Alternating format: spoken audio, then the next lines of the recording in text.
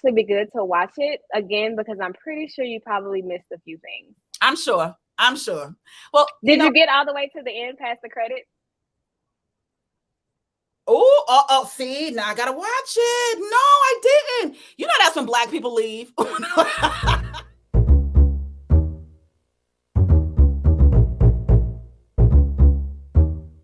This is Sanya On-Air. Doesn't he have any Rick James? Open like a window, no window. Look at the videos and stuff that could have been you. Because they like This is Sanya On-Air. And everybody on the East Coast calls me Don. I'm like, what is Don? My mom thought I was on Long Island, but I was at Howard Homecoming. Ready? Turn it up. Let's go.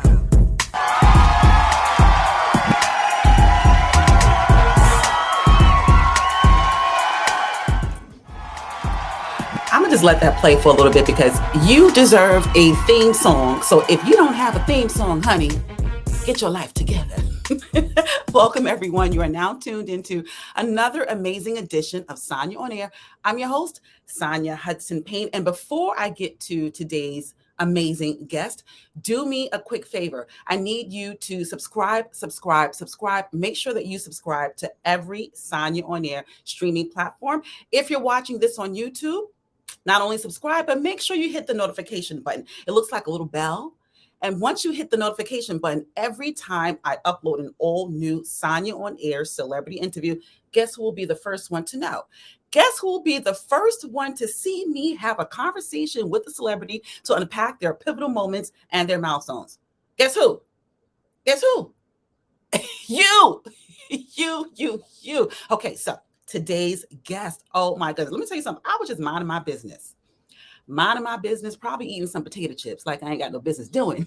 Okay, minded my business. And then I just saw a commercial for this new movie that was streaming on BET Plus. It's called The Reading. And when I saw that Monique, the comedian, was one of the starring characters, I said, wait a minute, Hollywood then forgave her? And then plus, Lee Daniels is one of the executive producers. So I said, you know what? Let me see what this film is all about. I liked it. The Reading, starring Chasity Sereal. That's the guest that's coming up on today's edition of Sanya On-Air. Now, she plays a character named Sky Brown. Now, her character has these sort of supernatural powers. She can connect to people who have passed over, transitioned, died, kicked the bucket, was carried by 6 and not judged by 12. Okay. So the movie's good. I liked it. I really did. I really thought it was scary. It was scary and it was funny. I don't know if horror and comedy should be in the same genre, but you know, I was here for it. There's this one line that Monique says.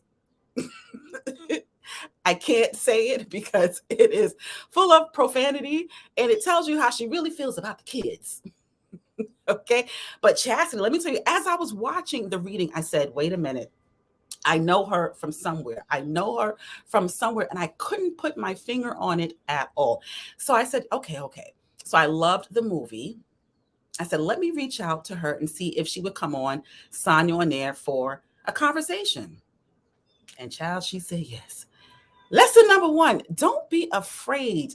If you are an entrepreneur, well, if you are a podcaster, right? If you are a podcaster, don't be afraid to hear no. You're going to hear no's 1,050,011 times. Trust me on this one.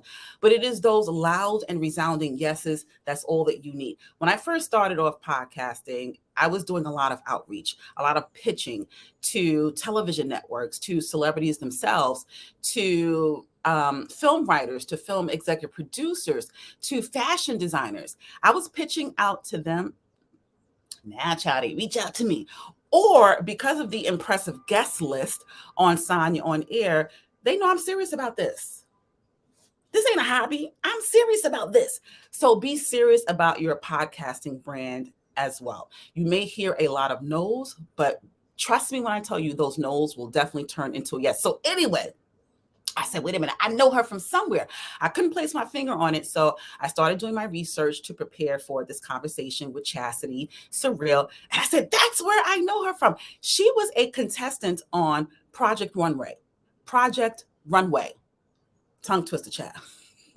Project Runway. She was a finalist on season 19 of Project Runway. And I really loved her story behind her fashion aesthetic. She is a Black girl, a young Black girl who is very intentional and meaningful about her life and what she places in life, i.e. her designs. When she presented during Fashion Week for the season finale of Project Runway episode season 19, the title of her line was called Rebellious something, child. It was something about a rebellion. We'll get to that later when she comes on to the show. What's it called? Rebellious Soul? Rebellious Reflection. It's called Rebellious Reflection. And it really just spoke to a woman of color, once again, just letting society know that although you see me on television and I have some amazing designs, it's not easy. And there's a rebellious side of me, and I need the world to see the rebelliousness. I was here for it. So now that I see her acting, I love it, because if you notice, every celebrity that I have on Sanya On-Air, they are doing a multitude of things. I always say from the beginning, because remember, before I started off Sanya On-Air celebrity interviews, I was just interviewing millionaire, billionaire, entrepreneurs, and business professionals.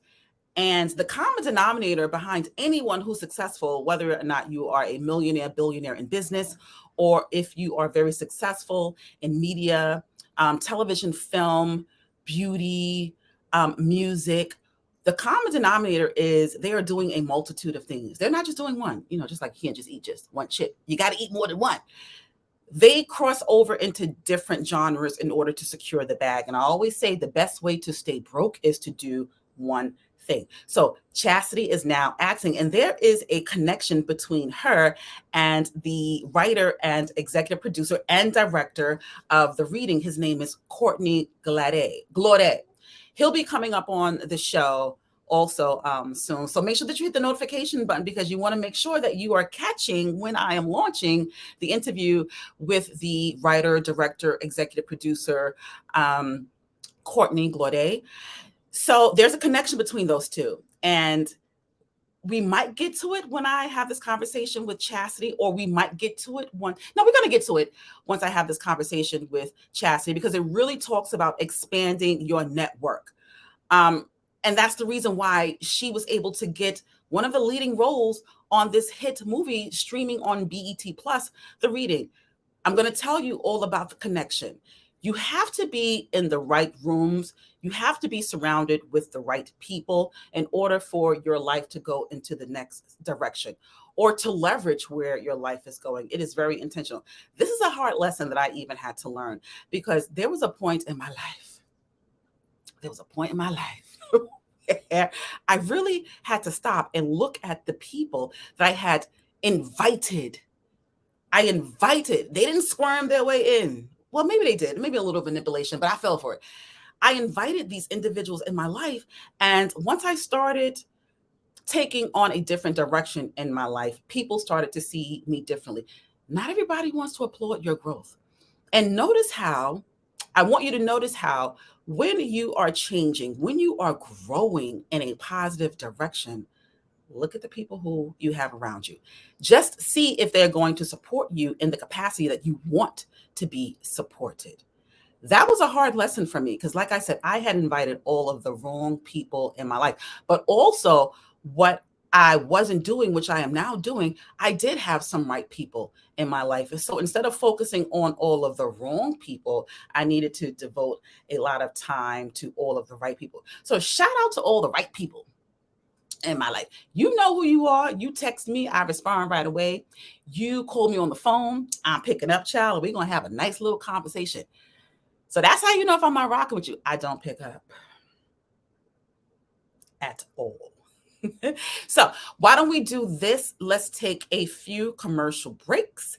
And we'll be right back with Chasity Sereal, who stars as Sky Brown on the hit BET streaming film, The Reading. I'll be right back. I promise. You work out on the regular? Fuel your cart goals with Instacart, the go-to service for quick delivery straight to your home. Use the special Sanya On-Air link below.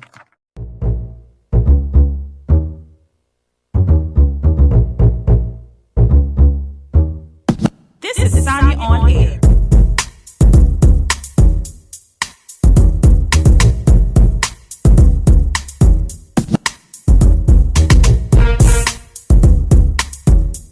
This is Sanya On-Air.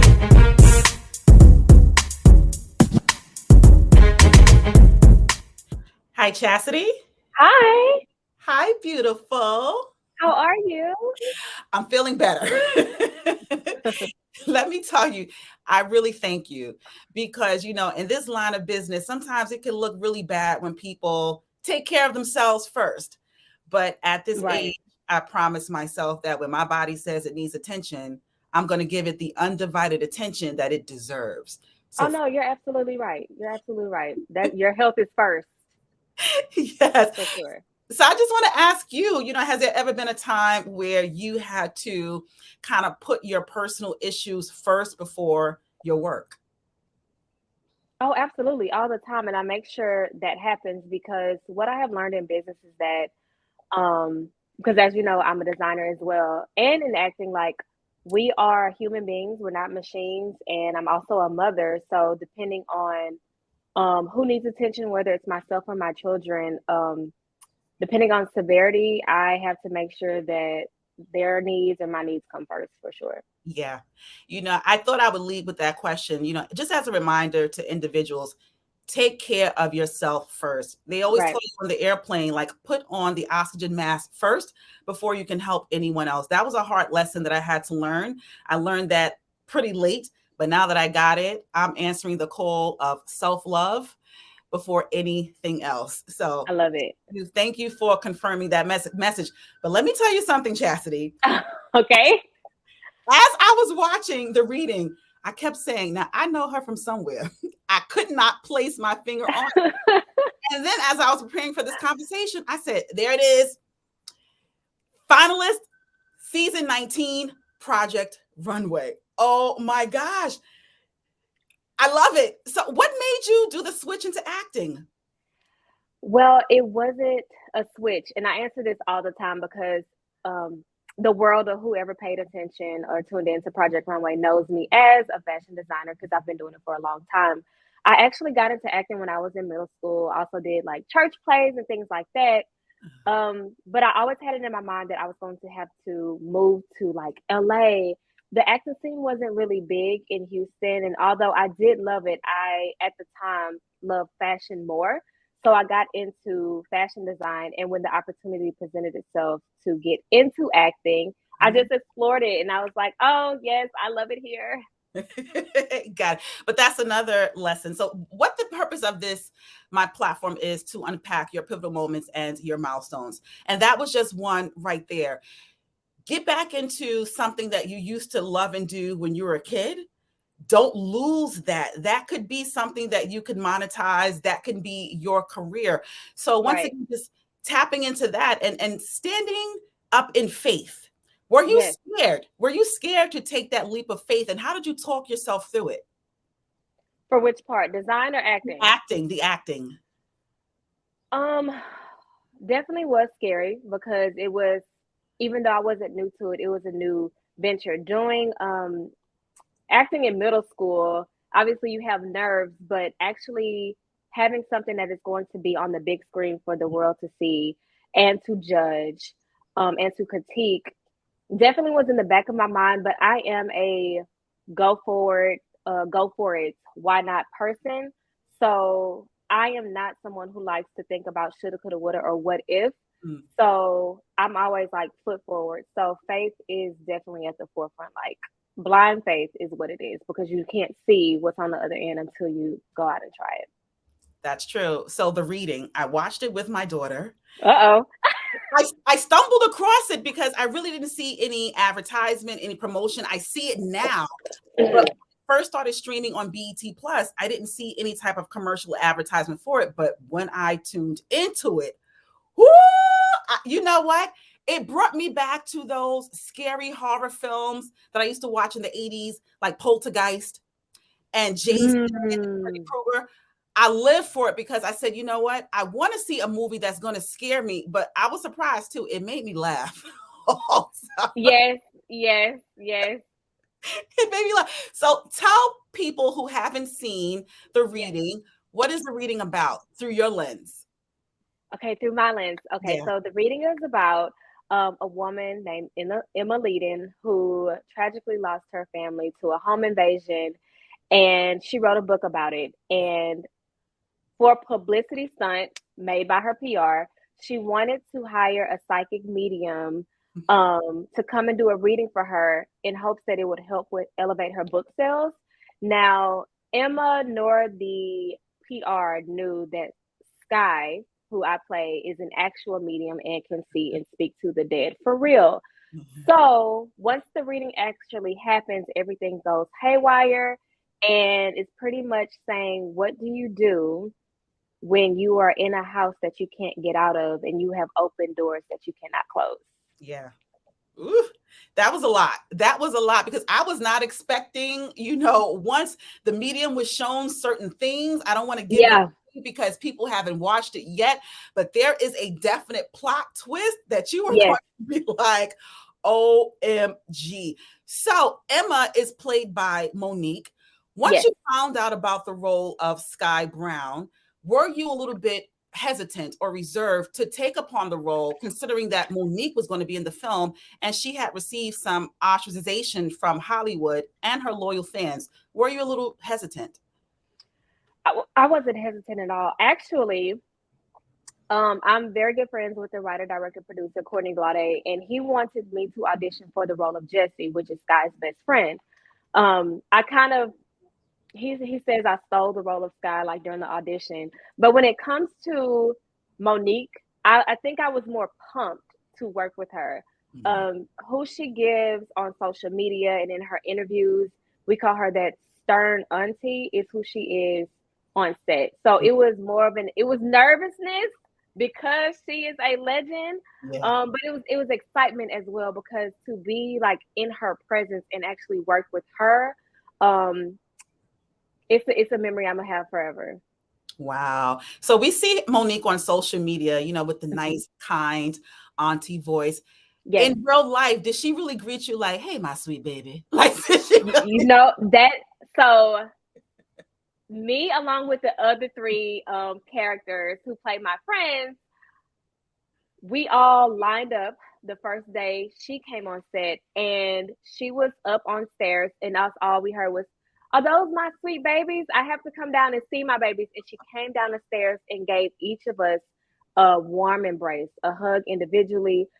She knew the script. She knew about Sky. She was like, "We're going to have to go to some really dark places for these roles, aren't we?" And I said, "Yes, ma'am." And just her feedback, her on set, definitely spoke volumes, especially for new actors and actresses. We're young and still pretty much breaking off into the business, and for her to actually just have such a warm welcoming for us, it spoke volumes of who she is as a person. Got it. So I always believe that when you are in the room with greatness, you should lean in and take away something. So what was the biggest takeaway that you learned from Monique that you could implement in your life moving forward? To implement in my actual life, always remain humble. I think that is I've always been a firm believer of that. And to work with someone such as Monique, and you see how humble she is, there were times where it was a wrap for her for that day, and she would say, "No, I'm gonna stay here so I can help them. I can help them stay in the character. I can give them feedback." And for me, it's no matter where you go in life, always remain grounded, because just as you were given that gift, it can be taken away. So true. Yes. Every so often, but not really every week, I try to say, what is the purpose of this week going to be? What am I going to lead with? Mm-hmm. And this week, you kind of just said it. For me, this week I was going to be more intentional of applauding people, making sure that I'm giving individuals their roses. I don't want people to feel as if I'm disconnected from where I once was. Even though I've grown, I don't want people to think that I'm on this new level. I've forgotten about people. So I wanted to be intentional this week to say, I see you. I see what you're doing. I'm proud of you. I applaud you. I congratulate you. And I think that that is super, super important. Another thing that's super important is building your network. And you briefly alluded to your friend, the writer, director, and executive producer, Courtney Glaudet. Is that how you pronounce her last name? Your childhood friends? Not childhood. I met Courtney like 13 or 14 years ago. I had no idea he was like he had this whole, I met him when he was in a singing group. He's going to kill me for saying that. But yes. And I had no idea that he had this other like directing hat, this writer's hat. He's very talented, very, it's kind of disturbing, like what comes to his mind when he writes, but it's brilliant. And one day, it wasn't for the reading. He had he was doing some work for another project. He said, "Hey, have you ever been interested in acting? I need an extra." So that's kind of how I got introduced, especially in the town that we're in. I don't work with a lot of people, and I like to build trust with people. And Courtney Glaudet is one of the most professional people I've ever worked with. So anytime he calls, I'm like, "Oh, okay, just send me the script." I love it, because the reading is actually the second project that you worked on with him, right? Yes. There's a third project, but it's not out yet. Oh, okay. Is it coming out soon? I am not at liberty to say. Is it a different genre? Is it a different genre from the reading? Can you say that? It is what I would describe this project as is I'm gonna say real life horror. Got it. But I don't want to, lose that message. Make sure you are networking with all of the right individuals. Get into the room and say hello to people, because you never know when the next opportunity will show up. Oftentimes when we are trying to leverage our life, we are doing like this, we're reaching up. Sometimes you just need to reach to the left and to the right, because the person standing next to you might be able to give you your next opportunity. So going back to the reading and what you had to tap into, you had to go deep. And filming something of that genre, sometimes things can stay on you, that energy. How did you prepare for the role of Sky Brown? Well, for Sky, what I did was, being that she was a college student, I went and watched a show called Psychic Kids. And the reason why I watched that particular show was because I feel like Sky was someone who was very awkward, very timid. I feel like she had this gift since like childhood, which means you don't really have a normal life nor a normal personality. So for Psychic Kids, I really watched how the children would maneuver when they saw things that the people around them and adults could not see. They couldn't express it in the way. They get awkward. They move funny. They'll stare at something and not say a word because they didn't know how to articulate what they were seeing. And another thing that I had to do was, you do have to go to some very dark places mentally in order to bring out certain emotions. I would say for this role, that was very hard, because I didn't know how to immediately switch when Courtney would say cut. And I'd explain like, oh my gosh, I feel so awkward, because I'm like, everybody is kind of, even though nobody's like jolly, but when cut, I'm just like, I'm still like not feeling my best, but I never voiced it.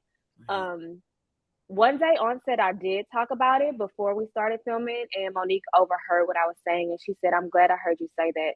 She said, "What we're doing is fun. You are not Sky.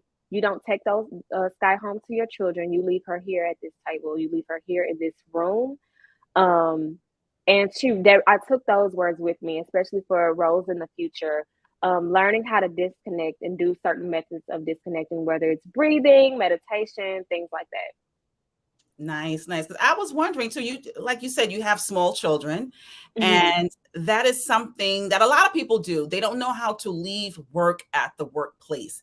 And it's so Right. important because you can impart that energy, negative energy, to your children, and they are so undeserving. Hence, they'll start developing trauma that they didn't even Mm-hmm. ask for. So I'm glad, Right. once again, Monique, the icon, the living legend, overheard a conversation and was able to help you navigate into a more positive space. I Yes. like it. So out of acting and being a fashion designer, what's your first true love? Oh, this is the first time I received this question. They equally tie my heart only because it's art, but in different forms. Like for me as a designer, I don't have to put on a face. I don't have to hide behind a character.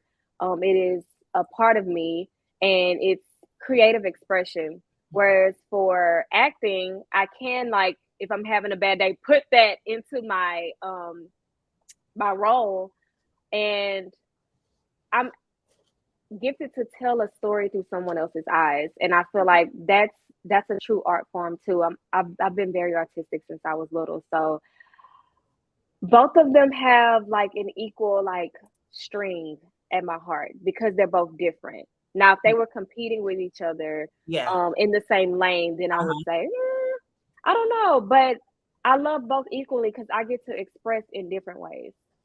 Got it. But I'm going to challenge you a little bit further. Let's say Okay. that you had an opportunity to design a gown for Michelle Obama. Okay. The same time that you were called to take a role on a movie set, which opportunity would you take? Both. You can't. You got to choose See, one. you're just now meeting me, and I might be this sweet woman on camera, but there's nothing that I cannot do. And I always say it might be difficult, but it's not impossible. If Michelle Obama calls me, because in my mind I'm analyzing, okay, well, if Michelle Obama calls me, I'm going to have time to create a gown, which means I'm going to hire a seamstress, sketch something out, give me her measurements. I'm going to have it here. I'm going to have all of that lined up so I don't miss that opportunity. And for a role, let me know that schedule too. Or I'm going to take the sewing machine with me. So when I'm offset, I'm working on it. I'm the person that's going to take up any opportunity that's thrown at me. Like for Karen Huger, I was on my way to dress her when the reading trailer dropped while I was in the airport. Yeah, wait, talk about that for a moment, because I just found this out yesterday as I was preparing for this conversation. Yes. I said, oh my gosh, she designed Karen Huger's reunion dress, not only for this season's reunion, but also last reunion. How did you get connected with Karen Huger of the Real Housewives of Potomac? That was a Bravo TV crossover. So when I was on Project Runway, they actually brought in different housewives from different franchises. And Karen was actually my client on the show, and she kept me afterwards. So we developed a great relationship, and I make pieces for her. So, and then she flies me out to the reunion so I can get to experience it, which is so great. So I'm glad that I have that connection with her as well. Nice. Well, I'm glad that you weren't on one of the worst designers list for the reunion. You really did your thing with Karen. Thank you. It was absolutely beautiful. You've also designed for, I think, Corinne Hawthorne and Amy Roman. Yes. Who do you prefer designing for, celebrities or, let's say, the everyday woman? When I think of a celebrity, I think that a celebrity is the everyday woman, but on camera, all of my clients I treat as celebrities. Everybody needs that go-to piece. So I definitely wouldn't put like a difference between the two. Now, if Beyonce calls me, that's a whole different story. But I treat all of my clients like the same. So everybody's a celebrity to me. Got it. And I want to go back a little bit and talk about Project Runway, because the season that you were on, season 19, it was during the plandemic. I don't call it the pandemic. And you really exemplify and personify exactly the term of plandemic, because when you got the call that you were going to be a contestant, it was during the plandemic. Talk about that process. What made you want to audition? How did you feel when you got the Zoom call? Talk about that. Well, okay. I sent in a tape before the pandemic. And this was my third time auditioning, sending in the tape for Project Runway. And I said, you know what? Because the first 2 times I was discouraged. However, I don't feel like I was really ready. And this time around, I feel like I was ready. So when the audition process actually started happening, which took a longer time because of the pandemic, I went through so many interviews, and the dates kept switching and things like that. So when I actually got on the Zoom call with all the execs, I made a outfit to wear that day. Because I'm like, okay, I'm going to be a walking billboard for myself. And I was just one thing I did promise myself, because I'm very much an introvert, I'm going to be my authentic self. When people meet, I'm very like stoic and I'm reserved. In real life, I'm very goofy. I'm loud. I'm going to start singing, start rapping, all of this. I promised myself, you be your true self when you get in front of that camera. So when I got the call to go to New York, I was terrified. I have to leave my children, leave my fiance at the time, my family. My girls are going to be taken care of, but just stepping into the unknown again, not knowing what to expect. It was scary, but I was ready for it. And it was just a whole whirlwind. I'm so grateful. It was very trying at times, but I'm so grateful for the experience. I walked away knowing more about myself, with forever friendships with a few of the designers, and a newly found confidence. I am a self-taught designer, so going in with people who actually have professional backgrounds, I was kind of, scared to go against those, but I really showed myself. And Taraji P. Henson told me that I had a gift from God. Like, there's talented people and there's a gift. And I was like, you know what, Fish Girl, you're right. Okay. So I'm glad I did not give up on that. Yeah, your authenticity, it really resonated across the TV screen and landed with audiences such as myself, because through your storyline, you always discussed your children, the love for your children, the love of standing in your truth. So for a woman of color, that was a proud moment for me to see. So thank you for giving us all of that to witness. We really appreciated that. So what's the name? Tommy Hilfiger also said something amazing to you about your season finale line. What was it called? Rebellious Reflection. Yes. Rebellious Reflection. That title alone, what made you come up with that title? It stemmed from feeling like the black sheep of my family. I was just the person who's different. I felt misunderstood at times, judged at times, not even just in family, in society. I became pregnant with my oldest daughter at the age of 19. And, back then society, oh, you're going to have to give up on this. How are you going to go after this? And I've just been like a rebel. My mom wanted me to go to college. I went to a community college for 1 year, and I realized it was not for me. And my father passed away when I was 12 years old. And I think that I didn't understand it when I was younger, but I think that gave me a different outlook on life of, you only get one life, go after what you want, and you have to literally just drown out the noise. So the Rebellious Reflection name came from me staring myself in the mirror and telling myself that I am enough. And you are worthy. You are that it girl. You are sis. That is you. And I had to preach that to myself for so long in order to believe it. And I feel like a lot of, especially Black women, have to go through that. I went through it on the show. It was like I had to, even though I had all these emotions, I'm like, I'm not can't get, weak in front of the judges or things like that. But that's where that name came from. And Tommy Hilfiger, I was super nervous, and also I kind of had like oh man, he's the judge, in a way of he makes like ready to wear, like everyday wear. There's no way he's going to like my over the top intricate pieces. So I was very discouraged when Christian came into the workroom and announced that.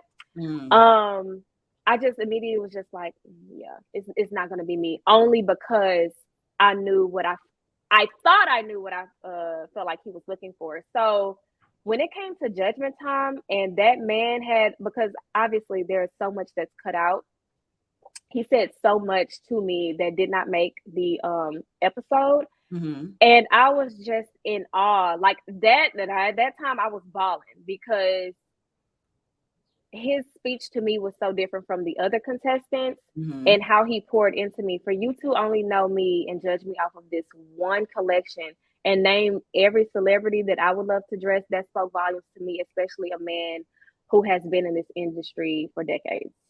Yeah, real recognizes real. And I know that due to editing, we couldn't hear a lot of what Tommy Hilfiger said to you.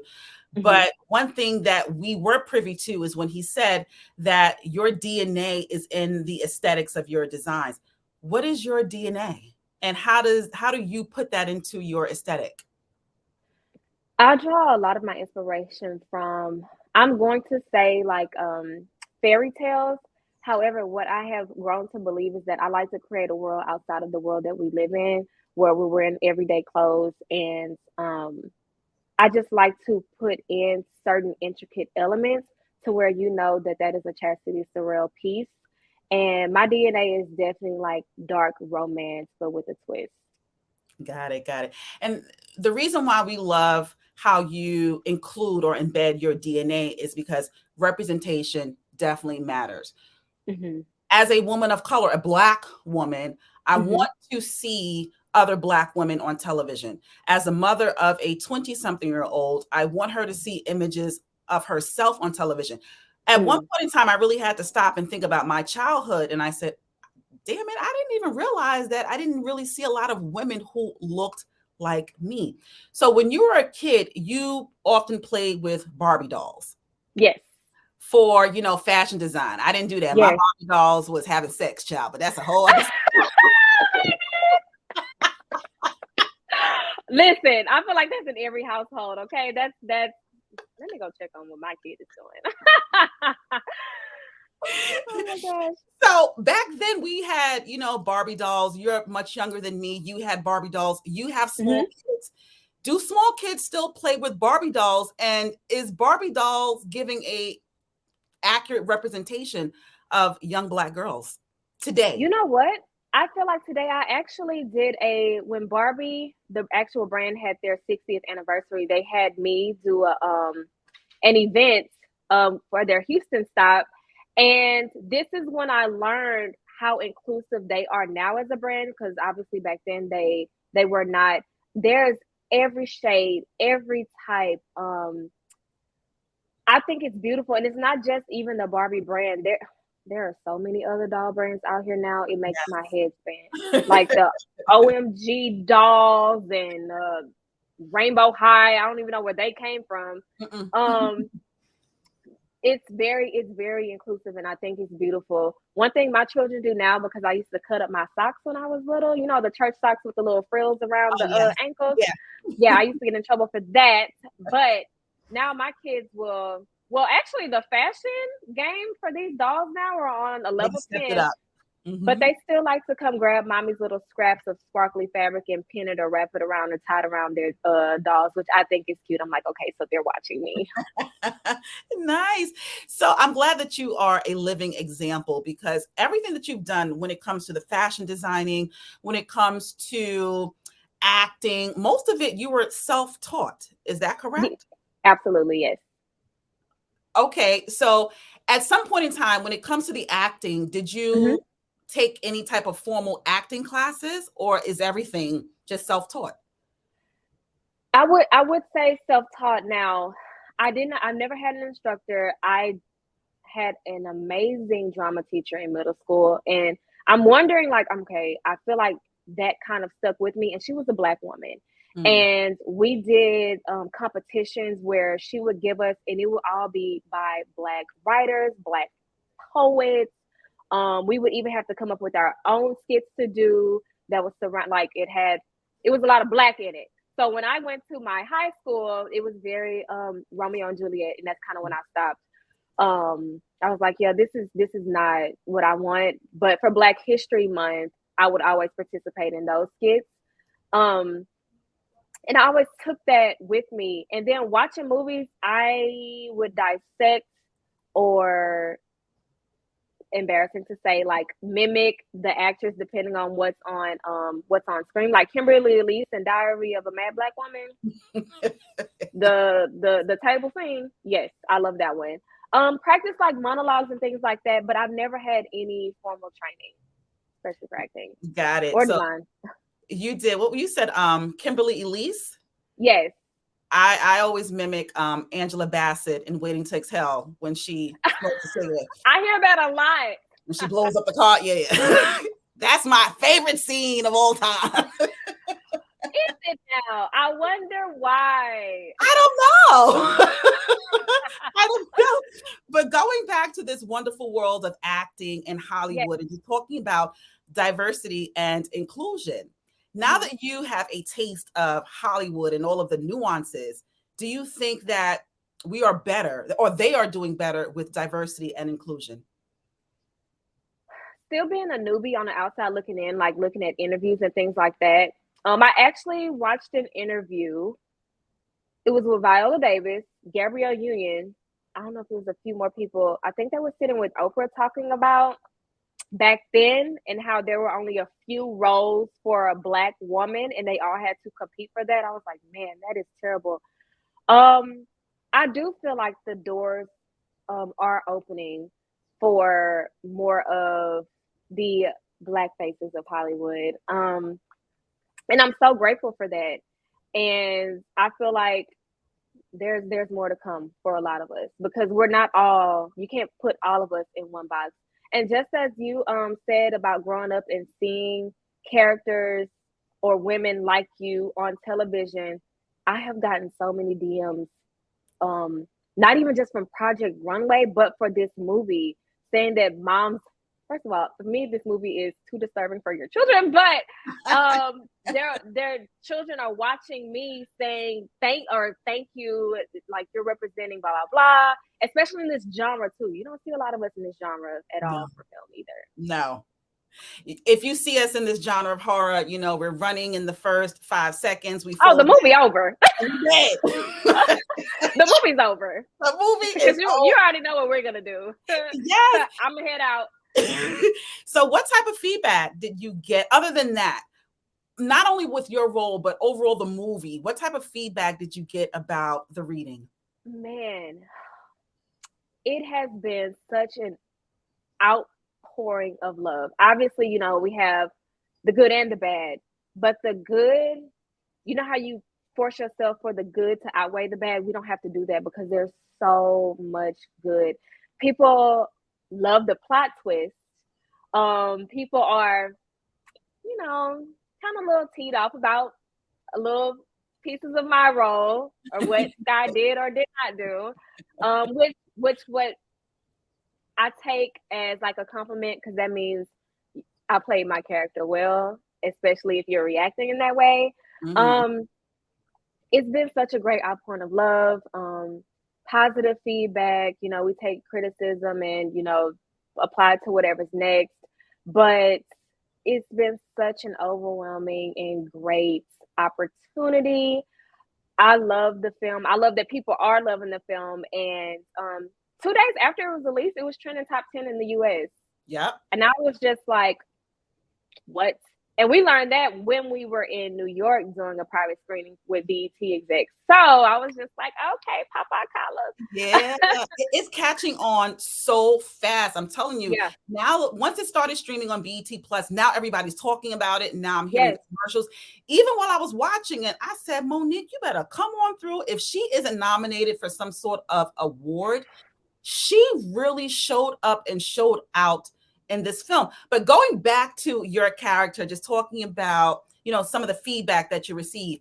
So your character, Sky Brown, she was loyal to a fault. I wanted her to say, no, it doesn't feel right. I don't want to do this. But because of the loyalty to her friend, she said yes. Are you similar in that way? You are loyal, even if it means diminishing a piece of yourself. I would have to embarrassingly say yes. And I'm actually learning how to put more of myself and my feelings first and think, if this person is really who they say they are in the role that they are in your life, will they put you in a predicament that will cause harm, mental instability, or anything like that? And learn to say no, or, you know, love from a distance. But I feel like because Sky had certain abilities that probably caused her not to have a lot of friends, and it was kind of like, oh, these my friends, these are people who are loyal to me, so I have to kind of do this for them, as well as the, you know, situation at home with her mom. It was kind of like, okay, you know, I'm gonna just suck this up one more time, and then, you know, it is what it is. Got it. Yeah, that was a lesson too that I had to learn, just about saying no and saying yes to me. You know, that's the lesson in itself. It's very uncomfortable, but it's a must. It's a lesson that everyone just has to get. So, you know, as you were talking, images of the film, the reading was just kind of going through my head. The funniest scene, like when Monique was, well, not Monique, Emma, when Emma was chasing you through the house. Like, TikTok is having a field day with that scene, having a whole field day. You know, I might reenact that scene too. You know, I'm similar. You know, elementary school, middle school, high school. I went to professional art for dance, musical theater, acting. So everything is a movie for me, child. So there were a couple of scenes afterwards I just had to reenact, and my daughter told me I need help. She even asked me, she said, Mom, are you on the spectrum? I said, oh. Oh my gosh, not on the spectrum. Oh, she came for you. Oh my gosh, not on the spectrum. My daughter's 27. How old are your kids? My oldest will be 14 next month. My youngest is 8. And they think they don't think I'm cool at all. So no. Oh, they're going to come for you. Wait until the language and the communication gets a little bit better. They may ask you the same question too, because you're, you know, theatrical, you're whimsical. They may ask you, Mom, are you on the spectrum? My oldest is already, Mom, you're embarrassing. Please stop. I'm like, me? Okay, whatever. So do they have any aspirations to enter into fashion design or acting? My oldest actually has a small role in something coming out. She's very much interested in film. For Christmas, we bought her first camera. She likes to write scripts or do something called free script, where they just do improv. And I like to feed into that. Whatever they want to do, mommy's going to make sure that I support. My youngest, she loves to dance. She knows all the TikTok dances, and I'm just like, girl, okay. And they both love to draw, so I feel like they're gonna do something very artistic, and mommy and daddy's gonna be there to support. I love it. I love to hear when parents are supporting their child's dreams, even though it may sound outlandish and far-fetched. Be there to support your kids. So, 2 final questions. How can my audience tap into your fashion designs and probably purchase something? Where can they go? They can actually go to my website, which is ChastitySereal.com, or if they're following me already on Instagram, I have a link in my bio that'll take them right there. Got it. And upcoming projects that we can expect you in? Upcoming projects. For acting, I am not at liberty to say. For, Thought I was tricking for you. oh no. For fashion design, I mean, I have a small installation that I'm putting together in Houston, in honor of Women's History Month. But in terms of like fashion shows, I have not married to a fashion show yet, but I have all the fabrics though. Got it. And you mentioned your Instagram. What's your Instagram handle? My Instagram handle for fashion design is Chasity Sereal. That's ChasitySereal. My acting page is Chastity_S_Jenkins because I am a new wife and I had to have that last name. Yes, I wasn't going to bring congratulations. Your wedding Thank pictures you. look absolutely amazing. Oh, thank you. So, you know, I do want to ask another question about marriage because, you know, that's a goal of mine. Maybe, God willing. Yes. What is a secret that you can give women on preparing for marriage? Know who you are. I I feel like, especially in past relationships, it's easy to lose yourself. Yeah. Because no matter how independent or alpha female we are, naturally we are people who nurture, who are submissive, and you can slowly but surely, especially if you're a mom already, lose yourself behind catering to, loving on, and it can cause for easy manipulation of a man. So before you say I do, before you figure out or find out if this is your forever partner in life, know who you are, love yourself first, because that's how a man will only do what you allow. I would say that. That's true. Amen to that. Church is over. Okay, I'm gonna pass out the mints and the collection plate. Yes. Chasity, Oh my God. thank you so much for this conversation. It was an absolute joy and pleasure. Continued blessings and prayers to you, your entire family. Enjoy the rest of your day. And we'll be looking for your next project. I'm going to actually watch the reading again with a few friends because I told them they're missing something amazing. We already ordered our food and snacks. And I'm going to get my fat girl on while I watch you in the reading. That will actually be good to watch it again because I'm pretty sure you probably missed a few things. I'm sure. Well, did you get all the way to the end past the credits? Oh, see, now I gotta watch it. No, I didn't. You know that's when Black people leave. That is. But you definitely have to watch it again because you missed something major. Really? Oh, okay. Oh, okay. Yes. Oh, now I got to tell my friends. Let's get ready. Oh, I'm excited. You know what? Maybe I'll watch it before I get to them, so I won't be surprised. You need to have all the reactions. Don't try to think you can think you know what's going on. I'm upset. Oh yeah, you missed a few things. Well, that you missed, but I'm pretty sure you have to go back and watch it and really pay attention. Okay. All right. Okay. So done. All right. Church service is over. Okay. I need the people to exit to the left if you're on this side and exit to the right if you're on that side. Chasity, thank you so much. Enjoy your day, beautiful. Bye bye. Thank you for having me. Bye. So there you have it. Chasity Sereal Jenkins. That is her married name. She was recently married. New love. No, it really isn't a new love because, like I said, she was engaged to her now husband as she was a contestant and finalist on Project Runway season 19. Rebellious Reflection was the name of her line when she presented during the finals of Project Runway season 19. Love the title. It just spoke so much about the journey, the narrative of Black women. Rebellious Reflection. If you're a Black woman watching this, how many times have you been asked, why do you look so mean? Why aren't you smiling? Damn it, because I got the weight of the world on my shoulders. And I'm tired. Matter of fact, I'm not even tired. I'm tired. TYD.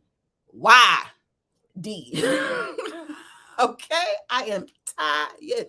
So if you've watched the reading on BET Plus, drop some comments and let me know if it's a nay or a yay. I really did love the reading. And now that she told me that I missed something, see, that's what we have to stop doing. And oftentimes, I really do watch the credits of any type of television show, film. I like to read the credits if it's, music, because there are so many people behind the scenes that you need to know about. So I'm so serious. I'm going to watch I'm going to watch it before my friends, child. You won't catch me slipping. I'm going to watch it for a second and a third time because, like she said, once the credit rolls, there's something else to the reading. I'm here for it. The actors were amazing. Monique did the damn thing. She totally carried the movie along with Chasity, who plays Sky Brown, the medium, who just sends Monique's character in a tailspin, honey. I live for a good horror film. I really, really do. I want to be scared.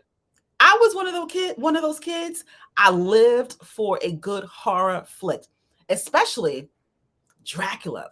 Dracula scared me to the point I would go to sleep. I don't care, in the dead of summer with the window closed and my hand around my neck. You won't bite me in my sleep. I was terrified. But when I woke up the next day, I was like, oh, he ain't get me. So I'm going to watch me another Dracula film. This is what the reading reminds me of. Those old school horror films where you are truly, truly scared to go to sleep. You're scared to turn off the light. You're scared to get up in the middle of the night and go Tinkerbell. You're just scared, scared, scared. You're scared to say Candyman in the mirror 3 times. Don't do that because I'm still a little nervous. But the reading, I'm telling you, this is a must-see film. If you haven't watched it, make sure that that is on your to-do list. So once again, Chasity Sereal, a diversified portfolio. She is a successful fashion designer. Yeah, did you see the Real Housewives of Potomac? She designed Karen Huger's dress. Child, I'm so glad that she didn't design Giselle Bryant's dress because that dress looked like a white diamonds bottle. It really did. Who styled you, child? It looked like you really got that dress from the second lady of the church, not the first lady, because the first lady would know better. But maybe it was the second lady who fighting to be the first lady and don't know no better. So she's just trying to make sure that she get the first lady out the way. So this has been another amazing edition of Sanya On Air. I love you so much for tuning in. Once again, make sure that you subscribe to every Sanya On Air streaming platform. Sanya On Air streams across iHeartRadio, Amazon Music, Apple Podcast, Buzzsprout, Stitcher. Child, you can even tell Alexa, play Sanya On Air, and Alexa will find Sanya On Air for you. Also streaming on YouTube. If you're watching this on YouTube, make sure that you hit the little notification bell. That way, every time I upload an all-new Sanya On Air celebrity interview, you'll be the first ones to know. Now, go ahead and do your homework. Your homework is subscribing to every Sanya On Air platform. You got it? Got it. Smooches, dolls. I'll see you next time.